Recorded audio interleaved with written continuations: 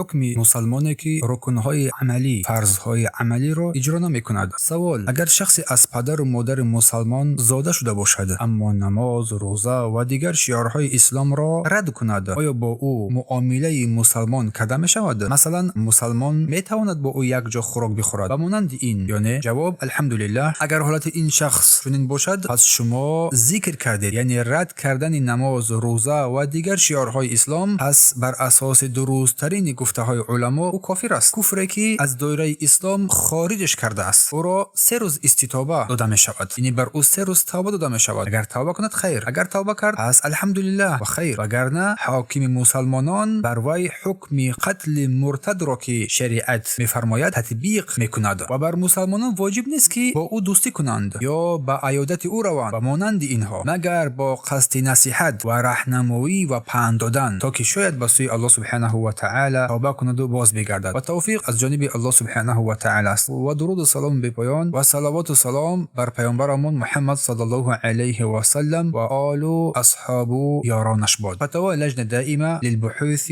علمیه و افتاء مجلد 2 صفحه 22.